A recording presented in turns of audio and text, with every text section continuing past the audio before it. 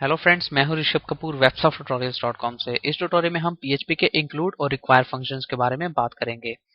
PHP के include और require functions external PHP file को हमारी करंट फाइल में यूज करने के लिए यूज किए जाते हैं। मींस हम किसी एक्सटर्नल PHP फाइल के कंटेंट को हम किसी और फाइल में एक्सेस कर सकते हैं। जैसा कि यहाँ पे सबसे पहले मैं कुछ लिखता हूँ, this content is coming from index.php file. तो मैं ब्राउजर में जाता हूँ और रिफ्रेश करता हूँ, तो आप देखेंगे this content is coming from index.php file. अब मैं एक और फाइल बनाता हूँ और उसको मैं सेव कर देता हूँ new underscore file dot php के नाम से। तो ये सेव हो गई। अब मैं यहाँ पे PHP में कुछ और लिखूंगा। तो मैं यहाँ पे लिखता हूँ this content is coming from external PHP file. तो मैं इसको क्लोज कर देता हूँ। अब हम इसको इंक्लूड करेंगे इंक्लूड फंक्शन से। तो मैं लिखता हूँ इंक्लूड ब्रैकेट्स। ब्रैकेट्स के अंदर सिंगल कोट्स या डबल कोट्स आप यूज कर सकते हैं। उसके बाद फाइल का नाम जिसको कि आप इंक्लूड करना चाहते हैं। इसमें मैं लिखता हूँ new underscore file dot php जो कि फाइल का नाम है। तो ब्राउजर में जाएंगे और रिफ्रेश करेंगे तो आप देखेंगे this content is coming from external file, this content is coming from index.php file. तो यहाँ पे मैं एक br टैग यूज कर लेता हूँ जिससे नेक्स्ट लाइन में चला जाएगा और थोड़ा क्लियर हो जाएगा। तो आप देखेंगे this content is coming from external file, this content is coming from index.php file. तो अगर मैं इसको इसके बाद इंक्लूड करता हूँ तो आप देखेंगे यहाँ पे मैं एक br टैग यूज कर लेता हूँ। This content is coming from index.php file means पहले ये स्ट्रिंग आई, उसके बाद हमने फाइल इंक्लूड की और फाइल में कंटेंट था ये जो कि इंक्लूड हो गया। तो आप इसी तरह से रिक्वायर फंक्शन भी यूज कर सकते हैं। तो आप देखेंगे रिक्वायर, आप देखेंगे ये सही वर्क कर रहा है। तो अब मैं आपको डिफरेंस बताता हूँ इंक्लूड और रिक्वायर में। जैसे यहाँ पे मैं इंक्लूड लिखता हूँ और मैं फाइल का नाम गलत लिख देता हूँ जो कि फाइल एग्जिस्ट ही नहीं करती। जैसे न्यू डॉट php फाइल यहाँ पे कोई भी नहीं है तो मैंने फाइल का नाम गलत लिख दिया। मीन्स ये इंक्लूड करे न्यू डॉट php फाइल को लेकिन फाइल एग्जिस्ट ही नहीं करती। तो अब क्या होगा हम देखते हैं। तो आप देखेंगे कुछ वार्निंग शो कर रहा है, include new dot php no such file और डायरेक्टरी। मीन्स कोई फाइल और डायरेक्टरी इस नाम की नहीं है। लेकिन जो बाकी कंटेंट है this content is coming from index.php file जो कि ये कंटेंट है ये वर्क कर रहा है। मींस यहाँ पे इसने इसकी एक वार्निंग शो की कि इंक्लूड फाइल जो आप कर रहे हैं वो कोई ऐसे नाम की फाइल इंक्लूड मींस एग्जिस्ट नहीं है, एग्जिस्ट नहीं करती, लेकिन बाकी कंटेंट वर्क कर रहा है। अगर मैं यहाँ पे इसकी जगह रिक्वायर फंक्शन यूज करता हूँ तो आप देखेंगे डिफरेंस इसमें है कि पहले हमने रिक्वायर की ये फाइल, सेम इसने एरर मैसेज दिया require new dot php no such file और डायरेक्टरी। मींस ये रिक्वायर्ड है।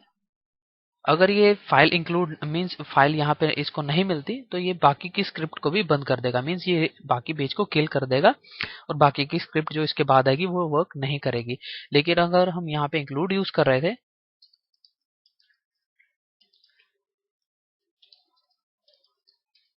इंक्लूड, तो आप देखेंगे एरर मैसेज शो कर रहा था लेकिन ये बाकी की स्क्रिप्ट को किल नहीं कर रहा था। बाकी की स्क्रिप्ट जो थी एग्जीक्यूट हो रही थी।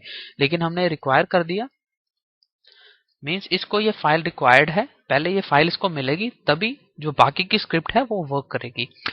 तो अब मैं आपको बताता हूँ कि इसका मेन यूज कहाँ पे किया जा सकता है। जैसे यहाँ पे मैं इसको पहले इस कोड को इरेज कर देता हूँ। जैसे आप एक वेबसाइट बना रहे हैं, वेबसाइट 10 to 20 पेजेस की है तो इसका काफी यूज किया जा सकता है। जैसे मैं यहाँ पे एक पहले बनाता हूँ div header end of header, क्योंकि वेबसाइट्स में मेन यही होता है हेडर कंटेंट और फुटर। तो मैं यहाँ पे हेडर बना देता हूँ। ये मैं खाली आपको दिखाने के लिए इसका हम यूज कहाँ पे कर सकते हैं। div मेन कंटेंट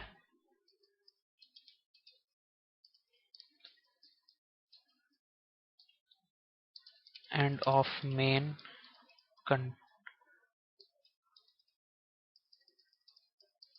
और एक और मैं आईडी बना लेता हूँ div footer end of footer. तो यहाँ पे मैं लिखता हूँ सबसे पहले हेडर में दिस इज हेडर कंटेंट। अब मैं मेन में लिखता हूँ this is main content. Header में जैसे कि मेन्यूज आ सकते हैं, मीन्स और लोगो आ सकता है, तो वो आप हेडर में इंक्लूड करेंगे। उसके बाद मेन कंटेंट, उसके बाद मैं लिखता हूँ दिस इज फुटर कंटेंट। तो मैं ब्राउजर में जाता हूँ, रिफ्रेश करता हूँ, तो आप देखेंगे this is header content, main content and footer content. अब मैं आपको बताता हूँ कि इसका मेन यूज कहाँ पे किया जा सकता है। जैसे मैं एक नई फाइल बनाता हूँ और इसको मैं सेव करता हूँ सबसे पहले header.php के नाम से। header.php मीन्स जितना भी हेडर का कंटेंट होगा वो हम यहाँ पे लिखेंगे, header.php फाइल। उसके बाद मैं एक और फाइल बना लेता हूँ जिसका नाम मैं देता हूँ footer.php। मीन्स जितना भी फुटर का कंटेंट होगा वो इस फाइल में चला जाएगा।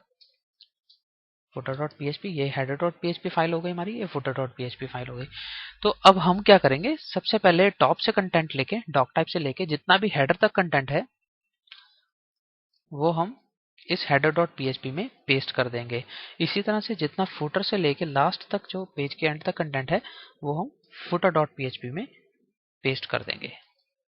तो आप देखेंगे हेडर का कंटेंट हमने अलग कर दिया, फुटर का कंटेंट हमने अलग कर दिया। अब क्या करेंगे, हम PHP इंक्लूड फंक्शन की मदद से हम इनको इंक्लूड करेंगे।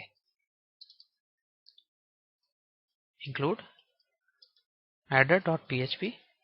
पहले मैं इसको हटा देता हूँ तो आप देखेंगे डिफरेंस आपको पता लग जाएगा। पहले हम ब्राउजर में जाते हैं तो आप देखेंगे दिस इज मेन कंटेंट। अब मैंने इंक्लूड कर दिया header.php को, PHP इंक्लूड header.php। आप देखेंगे दिस इज हेडर कंटेंट। इसी तरह से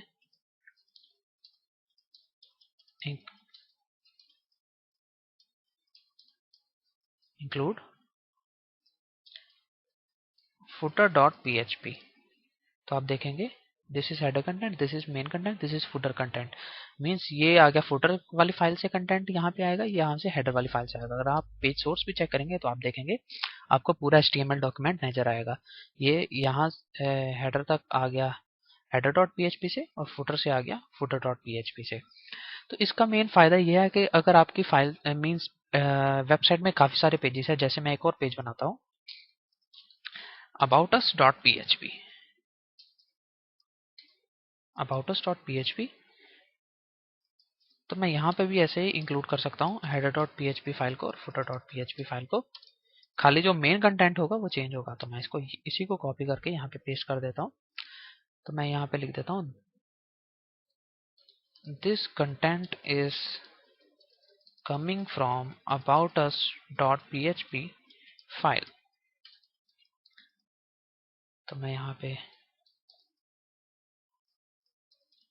aboutus.php फाइल को खोलता हूँ तो आप देखेंगे this content is coming from aboutus.php file, this is header content, this is footer content. Means हमने हेडर यही यूज कर लिया, फुटर भी वही यूज कर लिया, खाली जो मेन कंटेंट था वो चेंज हुआ। इसका ये फायदा है कि अगर आप आपको किसी फाइल में मॉडिफिकेशन करनी है, जैसे हेडर में कुछ मॉडिफिकेशन करनी है, जैसे यहाँ पे लिखता हूँ this is header content of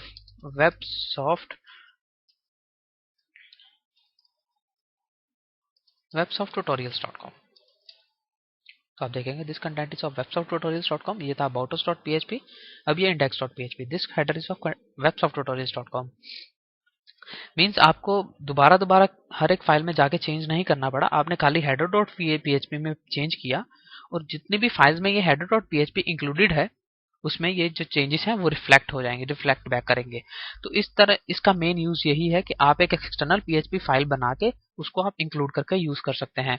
आप डाटाबेस की भी बना सकते हैं, आप फंक्शंस की बना सकते हैं, आप क्लासेस की एक्सटर्नल फाइल्स बना सकते हैं, जो कि आने वाले ट्यूटोरियल्स में हम करेंगे। तो फ्रेंड्स ये था कि इंक्लूड और रिक्वायर फंक्शन की क्या यूसेज है। नेक्स्ट वीडियो में हम PHP इंक्लूड वंस और रिक्वायर वंस फंक्शन के बारे में बात करेंगे। मीन्स मैं आपको डिफरेंस बताऊंगा कि इंक्लूड और इंक्लूड वंस में क्या डिफरेंस है, रिक्वायर और रिक्वायर वंस में क्या डिफरेंस है। तो मेरे ट्यूटोरियल को देखने के लिए धन्यवाद। मेरे चैनल को सब्सक्राइब करना ना भूलें ताकि आपको मेरे वीडियोस के बारे में रीसेंट अपडेट्स मिलती रहे। हम नेक्स्ट ट्यूटोरियल में मिलते हैं।